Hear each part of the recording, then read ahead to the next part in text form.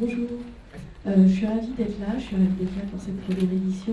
Mon but avec cette première conférence, ça va être de vous donner les bases, pour vous redonner les bases, pour bien profiter de cette journée et du programme.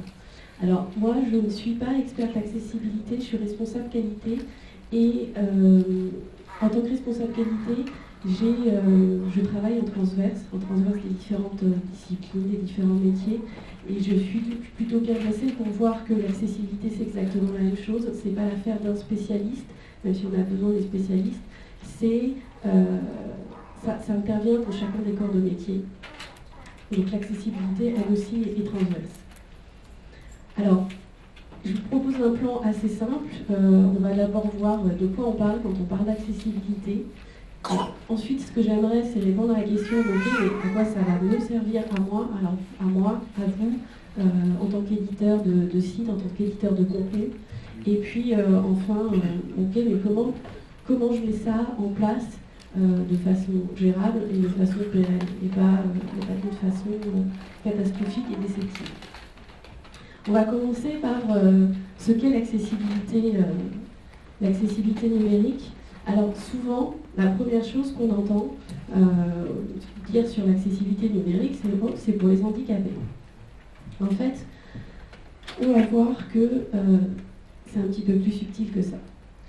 Je vous remontre un petit personnage, qui est un personnage en fauteuil roulant. Donc, ce personnage a une déficience physique qui va pallier avec son fauteuil roulant.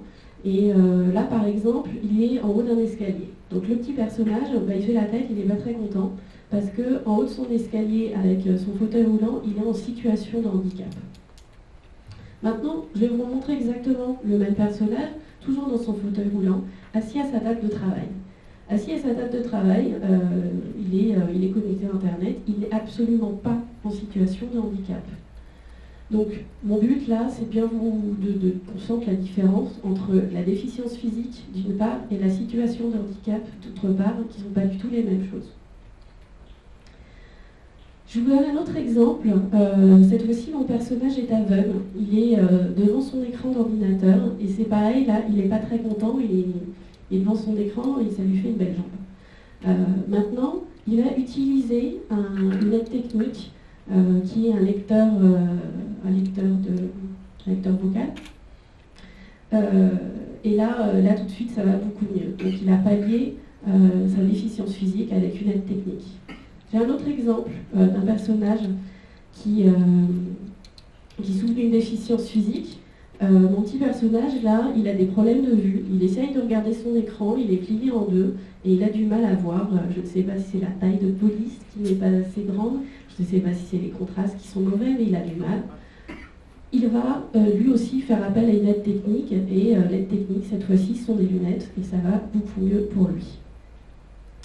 Voilà, donc là, on a vu le handicap, la déficience physique, et l'aide technique. Et maintenant, je voudrais voir une dernière situation. Mon personnage ne souffre d'aucune déficience physique, il est en train de regarder son mobile, et il est bien heureux, tout va bien. Et puis d'un seul coup, gros beau soleil, et là, il n'est plus très content, il n'arrive plus à lire son site, il est bien embêté. Cette fois-ci, qu'est-ce qui se passe? En fait, il va aller sur un autre site qui lui a soigné ses contrastes, par exemple, et donc il a enfin accès à son contenu, qu'il fasse soleil ou qu'il ne fasse pas soleil. Alors, j'en profite pour faire une petite introduction, une petite parenthèse. Nous avons la chance tout à l'heure d'avoir, à propos des contrastes de couleurs, à 14h dans l'auditorium, une conférence sur les contrastes de texte. Donc, si la problématique vous intéresse, je vous invite à aller voir cette conférence. Donc, revenons à notre idée reçue du début. L'accessibilité, c'est pour les handicapés. Alors non, c'est pour les personnes en situation de handicap. Donc là, j'ai fait un petit rappel. Mon personnage en fauteuil roulant en haut de son escalier, il est en situation de handicap. Mon personnage qui a des problèmes de vue sans ses lunettes, il est en situation de handicap. L'aveugle sans la lecture vocale est en situation de handicap. Et puis l'autre, mon dernier personnage, en plein soleil, sur un site dont les textes ne sont pas contrastés, c'est pareil, il n'est pas très content. Voilà déjà pour cette première partie. Je voudrais, dans une deuxième partie, parler cette fois-ci du fonctionnement d'Internet. Alors Internet, grosso modo, schématiquement, c'est du code qui est consommé par des machines. Et c'est ces machines qui vont retransmettre de façon compréhensible à l'humain le contenu et les fonctionnalités des services mis à disposition. Voilà. J'avais oublié la petite image où on retransmet les contenus. Ce même code qui est consommé par les machines est également consommé par des robots. Ça peut être par exemple les robots d'indexation, donc les robots de Google, qui vont aller voir les pages pour les référencer, pour en voir le contenu. Mais ça peut être aussi des flux d'informations qui circulent pour ceux qui utilisent des lecteurs RSS, par exemple, quand on a abonné un site et qu'on reçoit directement dans son agrégateur RSS le contenu. Ça a été consommé par un robot, pour faire schématique. Du coup, ce code qui est lu par les machines, il faut qu'il soit compréhensible. Les machines en question. Ça peut être des navigateurs visuels. On est très nombreux à utiliser ce type de navigateur. On a déjà entreaperçu qu'entre le navigateur fixe et le navigateur mobile, où il y avait déjà des petites différences, des petites subtilités. Mais ça peut être également des navigateurs vocaux, des plages braille, et en fait, ça peut être un tas de choses, parce qu'on ne sait pas, Internet avance très vite, on ne sait pas ce qu'on va avoir demain. Et d'ailleurs, on est déjà loin des navigateurs. Je vous invite à ce propos à aller voir la conférence. Enfin, vous y serez de toute façon, puisque c'est dans la matinée, c'est une plénière. On a juste après une conférence sur l'accessibilité des objets connectés. Est-ce que ce serait possible d'avoir un peu d'eau, s'il te plaît? Merci. Du coup, l'accessibilité numérique, on a vu que c'était pour les humains en situation de handicap et également pour les machines que les humains vont utiliser pour consommer. Et là, je ne résiste pas au plaisir de vous soumettre une petite définition que Sébastien Delorme et moi avons rédigée pour une conférence précédente sur l'accessibilité. Donc, s'occuper d'accessibilité numérique, c'est servir contenu et fonctionnalité d'un site ou d'une application, et ce, quel que soit le cadre d'utilisation de l'Internet. Donc tout à l'heure, on a entreaperçu des cadres d'utilisation, et donc ça peut être un contexte physique, ça peut être un contexte l'environnement, ça peut être la machine utilisée. Excusez-moi.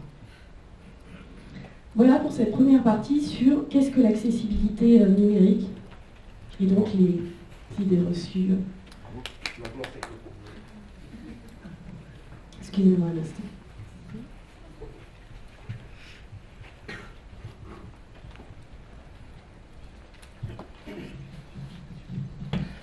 Donc on a vu ça, maintenant on aimerait bien savoir, ok, à quoi ça va me servir moi?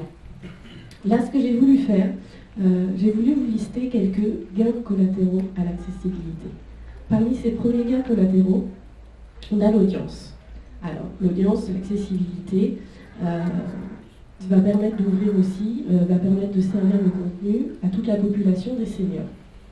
La population des seniors, donc là j'ai pris un chiffre de plus de 60 ans. On a 20 millions. Alors, si vous avez besoin des références exactes, je les ai mises en bas pour savoir l'année exacte, mais grosso modo, c'est 20 millions de personnes qu'on adresse.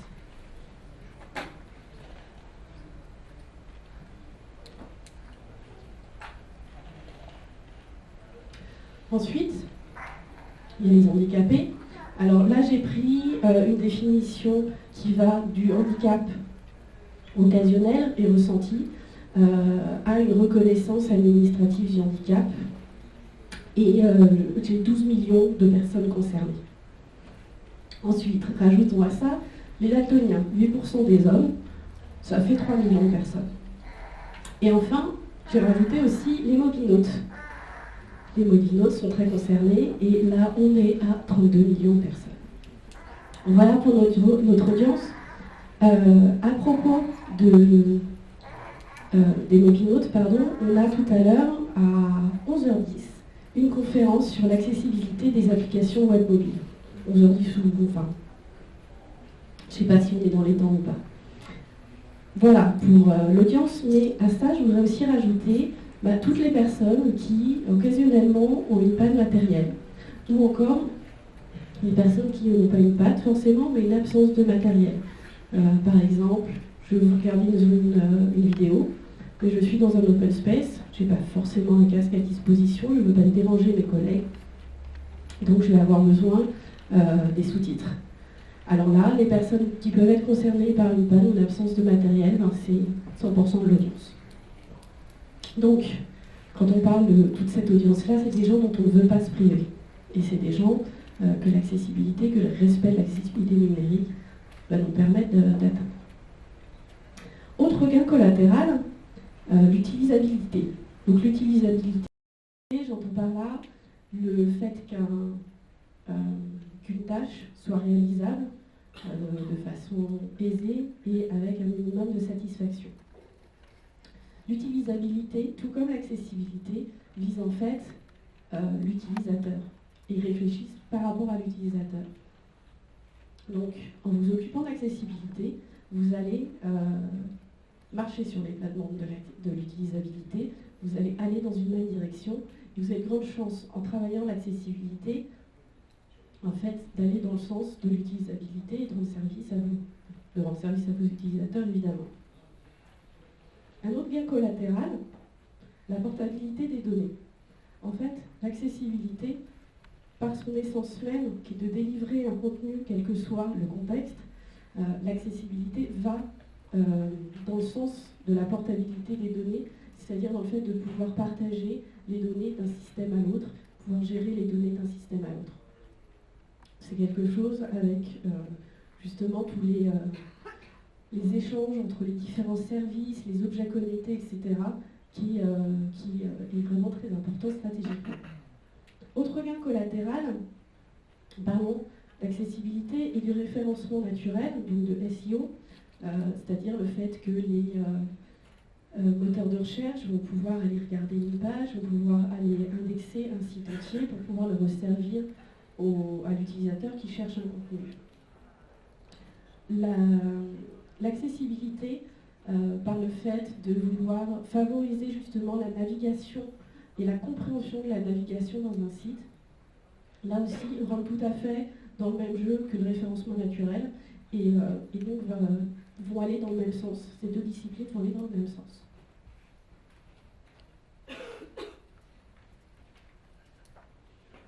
Enfin, il y a l'image de marque. L'image de marque est très importante au niveau de l'accessibilité numérique. On en a parlé en introduction. Il y a des enjeux citoyens, des enjeux sociétaux. Il s'agit d'égalité entre les personnes. Il s'agit oui, d'enjeux sociétaux, excusez-moi. Alors attention, quand on est sur cette démarche et cette image de marque, pas attention, mais une petite astuce, vous allez, et je vous encourage à le faire, communiquer par exemple sur une démarche. Vous pouvez commencer à communiquer sur la démarche avant même d'avoir obtenu le résultat à 100%. Par exemple, là tout à l'heure, Willy nous disait on fait Accessidae aujourd'hui, il n'y a pas tout à fait toutes les conditions qui sont réunies pour de l'accessibilité. Est-ce que pour autant Accessidae n'a pas eu lieu? Non. On a quand même fait Accessidae, on fait un maximum d'efforts et l'année prochaine on fera mieux. Pourquoi je vous dis ça? Parce que si vous attendez d'avoir un résultat 100% pour commencer à communiquer, déjà c'est dommage parce que vous avez fait des efforts pendant des mois sur lesquels vous n'avez pas communiqué. Ensuite, vous allez dire, hey, mon site, ça y est, il est labellisé, il est accessible, il est 100% aux normes. Regardez. Qu'est-ce que vont faire les gens? Ils vont aller regarder. Et puis, Et, ah oui, mais là, attention, ah oui, mais là, moi, je suis pas d'accord, ah oui, mais là. Et du coup, ça va, au lieu de créer un buzz, comme on dit, positif, au lieu de créer de la communication positive, il y a un risque que les gens aillent plutôt chercher, dit-on, tu déclares que tu es accessible, mais en fait, pas du tout. A l'inverse, si vous commencez à communiquer votre intention d'être accessible et les efforts que vous mettez effectivement en place, il y a de grandes chances que là, on vous apporte peut-être des conseils, de l'aide, ou ah bon, là tu penses que ta page elle est accessible, attention, voilà, la démarche n'est pas du tout la même et le retour n'est pas du tout le même. Donc voilà, c'était un petit encart, communiquer sur la démarche tout de suite plutôt que le résultat, qui est pas moins intéressant, mais la démarche est hyper importante. Enfin, les enjeux de l'accessibilité, j'en ai pas encore parlé, mais il y a quand même un respect de la loi derrière, puisqu'il y a une loi qui a été votée en 2005, dont le décret d'application est passé en 2011, 2009, j'ai mon souffleur au premier rang. Donc cette loi, pour l'instant, n'a pas encore été appliquée partout, va-t-on dire. Les fervents défenseurs de l'accessibilité regrettent qu'elle n'ait pas plus d'impact. Néanmoins, on va toujours dans le sens de l'accessibilité. Ça a été fortement rappelé en introduction. C'est important d'un point de vue citoyen. Et puis, il y a la loi française, mais il y a aussi des initiatives européennes qui vont dans le même sens. Donc tout ça se renforce au fur et à mesure. Ce serait dommage de ne pas prendre le train en route. Autre chose, de ce point de vue-là, je vous rappelle juste qu'on est dans des cas de discrimination si jamais, par exemple, on a un site internet avec des offres d'emploi et que les offres d'emploi ne sont pas accessibles. Donc on est quand même sur des choses assez graves.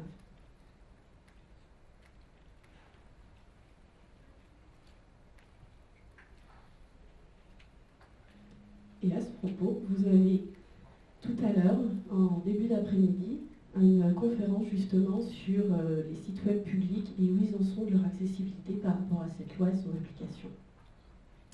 Voilà, donc pour récapituler les gains collatéraux, je vous ai parlé de l'audience, je vous ai parlé de l'utilisabilité, je vous ai parlé de la portabilité des données, du référencement naturel, de l'image de marque et du respect de la loi.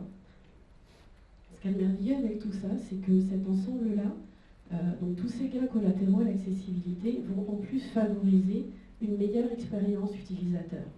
Et ce qui est bien, ce qui est merveilleux, c'est qu'avec une meilleure expérience utilisateur, vous allez augmenter votre audience. Et voilà, l'audience faisant partie des gains, tout ça vous crée un cercle vertueux, c'est magnifique.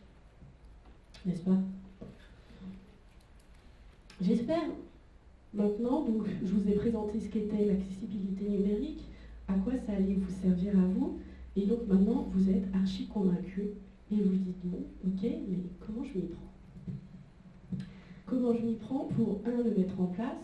Et moi ce que je veux, c'est, là je vais pas vous donner, il faudrait plus que la journée entière, exactement dans le détail de ce que vous allez faire. Mais par contre, je vais vous donner les pistes que vous allez pouvoir creuser pour pouvoir partir dans la bonne direction. Déjà, je vous invite, je vais aller un peu vite,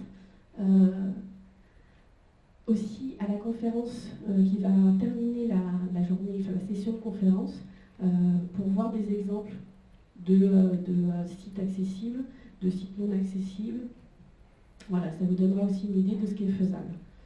Mais ce que je vais commencer par faire, pour vous donner les clés, c'est déjà faire un retour sur les spécifications et puis les méthodes d'application. Tout ça peut paraître un peu compliqué, c'est plein d'abréviations. Alors, on a déjà l'organisme international qui s'occupe de donner les standards du web, de donner les spécifications, le W3C.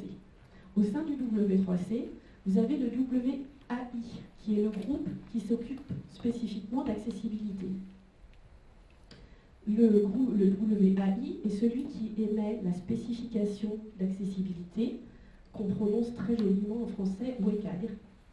C'est merveilleux. Ensuite, au niveau français, on a des méthodes d'application. Les méthodes d'application donc, se basent sur WCAG. Les deux méthodes d'application se basent sur WCAG. Vous avez RG2A, qui est émis par l'État, par le DISIC, donc la Direction interministérielle des services d'information et communication. Yes. Pardon. Et puis, il y a AccessiWeb, qui est émis par l'association MariNet. Les deux se basent sur WCAG, comme je le disais. Voilà pour les spécifications. Maintenant, ce qu'il va falloir faire, c'est appliquer tout ça avec la bonne méthodologie.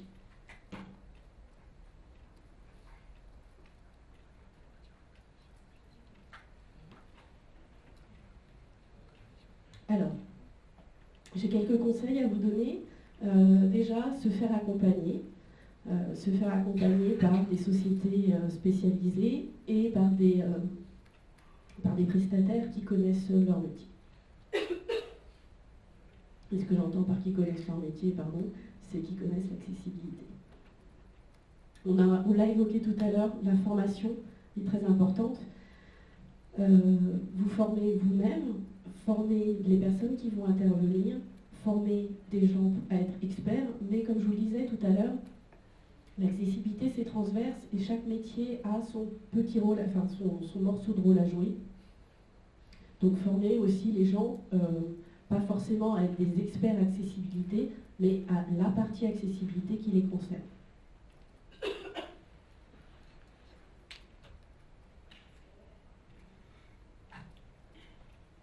Excusez-moi. Ensuite, un autre conseil, intégrer un sponsor. Alors, ce que j'entends par sponsor, c'est au sens sponsor dans la gestion de projet. Donc, c'est pas quelqu'un qui va vous donner, c'est pas un sponsor comme on a ici, qui donne de l'argent pour favoriser un événement. C'est, excusez-moi, je suis vraiment désolée. C'est un sponsor qui va vous soutenir au cours de votre projet. C'est plutôt une personne hautement placée qui va appuyer votre projet, s'assurer du bon déroulé du projet. Donc quand on dit intégrer un sponsor, c'est aller convaincre une personne qui va pouvoir vous donner l'appui dont vous allez avoir besoin pour conduire votre projet. Autre chose hyper importante, prendre en compte l'accessibilité dès le début. Je vous disais, l'accessibilité c'est quelque chose de transverse. Donc il ne s'agit pas d'aller s'occuper à la fin de quelque chose qui concerne en fait tous les métiers, toute la chaîne de production et même la chaîne de conception. Donc surtout, pensez, si vous lancez dans un projet, ne dites pas « Ok, je lance les trucs et puis à un moment, quand je verrai que tout va bien, je mettrai l'accessibilité ». Non, là vous allez vraiment aller vers des résultats décevants. Donc visez plutôt, pensez à intégrer l'accessibilité dès le début.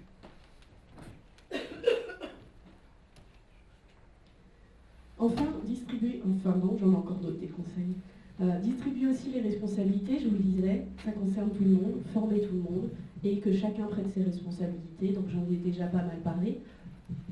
Et puis, pensez à l'utilisateur final toujours, plutôt que la spécification.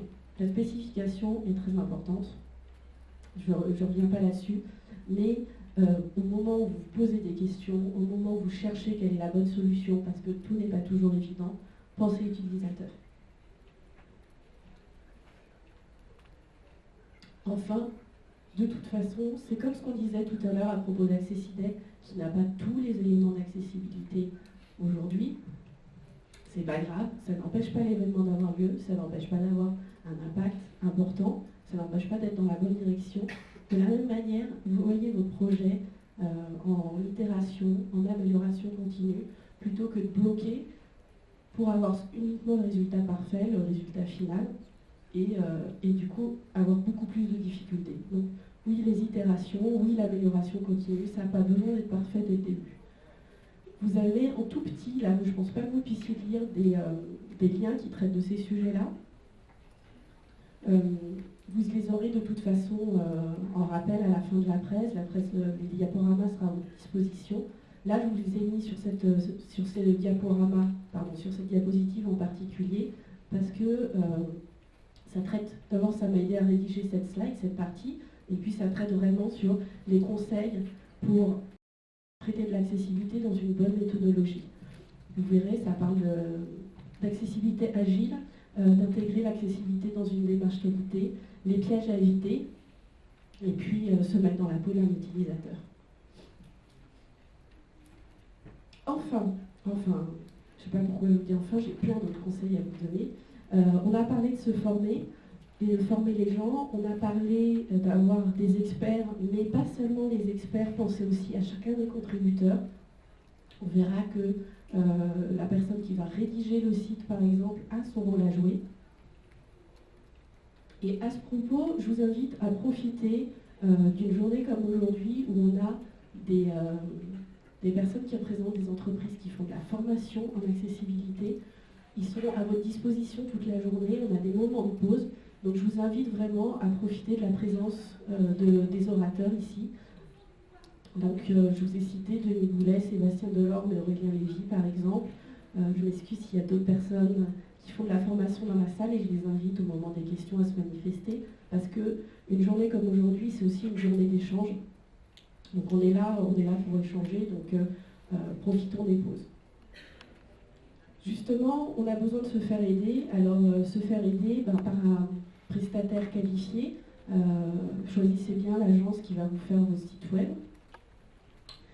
Et faites-vous aider également par les prestataires spécialisés quand vous avez un besoin, quand vous avez besoin d'accompagnement en plus de votre agence pour bien mettre en conformité vos développements, vos contenus, etc. Il y a des outils pour se faire aider également, en plus des prestataires. Je vous invite à jeter un œil dans notre sac de goodies. Ça vous parle d'AccessWeb. AccessWeb sont des petites notices qui sont faites par métier, qui parlent le langage des personnes à qui elles s'adressent. Par exemple, il y a une notice pour les designers qui ne liste que les points d'accessibilité qui concernent les designers. Ils ne sont pas obligés d'aller chercher ça dans une spécification qui leur parle aussi technique, qui leur parle de code, et d'aller chercher au milieu de tout ça quels sont les points qui les concernent. Donc ces notices, je les aime beaucoup et je vous invite vraiment à les utiliser. Ensuite, pour vous aider dans votre mise en place de l'accessibilité, vous allez avoir besoin d'outils. Alors des outils, il y en a tout un paquet. Je vous ai noté ici AccessiWeb, qui va vous permettre, qui va vous mettre à disposition des référentiels.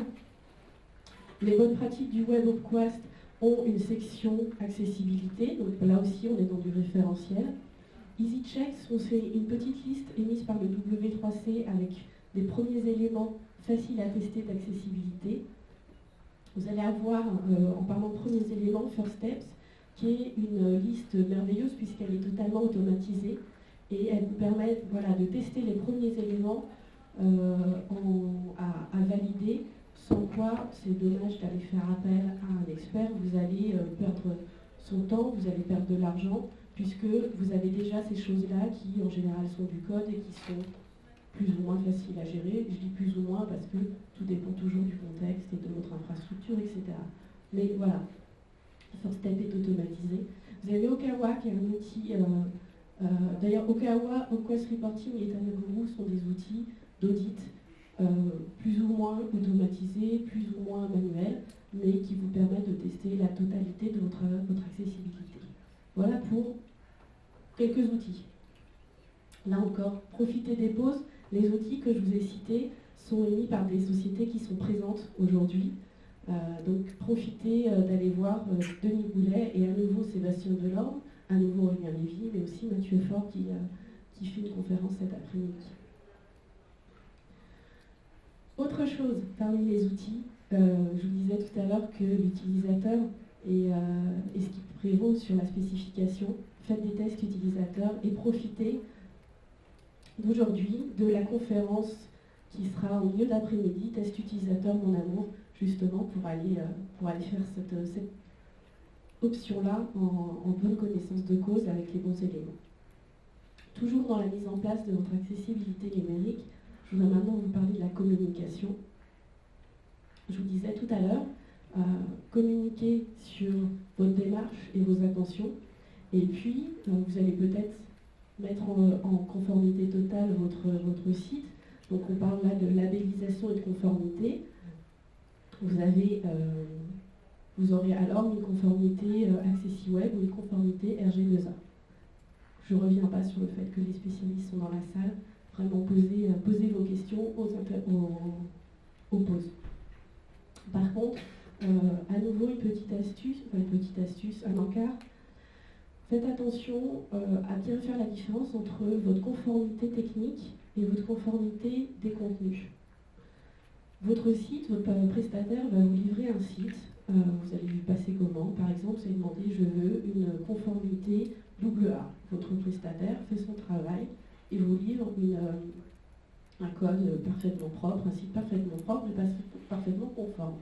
Vous le mettez en ligne, vous êtes tout heureux. Et puis au bout d'un mois, on vous dit, dis donc, ton site AA, il n'est pas du tout AA. Regarde, là ça ne va pas, là ça ne va pas, là ça ne va pas. Que s'est-il passé? C'est pas forcément du point de vue technique qu'il y a un problème.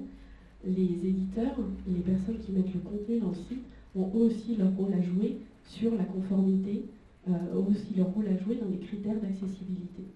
Du coup, il se peut très bien que votre conformité technique soit toujours bonne, mais que par contre, au niveau du contenu, au niveau de l'éditorial, il y a eu un petit raté, et que du coup, vous n'ayez plus la conformité au point de vue éditorial. Voilà, donc soyez vigilants à ça, je reviens au fait qu'il faut former aussi les contributeurs. Ensuite, je vais vous conseiller, mais vous le savez déjà puisque vous êtes là, d'être à l'écoute de l'actualité pour pouvoir suivre, pour pouvoir vous faire aider dans l'accessibilité. Alors, il y a des listes de diffusion qui peuvent vous aider. Alors, les listes de diffusion, vous allez avoir des experts, des conversations d'experts qui, entre eux, vont parler de sujets pointus ou très techniques. Je pense par exemple cet après-midi, on a des conférences techniques, on en a deux sur ARIA, on en a une sur les liens icônes. Alors voilà, les experts, quand ils discutent entre eux, quand on suit une liste de diffusion, on assiste à des conversations qui sont juste merveilleuses. On ne comprend rien si on est un peu externe. Par contre, les experts qui sont dedans, on maîtrise parfaitement leur sujet, sont capables d'aller chercher, de remonter l'information précise, pertinente à laquelle on n'avait pas pensé et sont d'une aide précieuse. Autre moyen de suivre l'actualité, donc là je vous ai pas mis les liens parce que c'est laborieux en conférence d'avoir des liens. Les liens sont dans le diaporama qui sera mis à votre disposition. Autre moyen de suivre l'actualité, il y a des blogs d'experts qui sont aussi des passionnés, qui éditent leur blog personnel. Et puis, il y a des sites de référence que je vous ai listés également.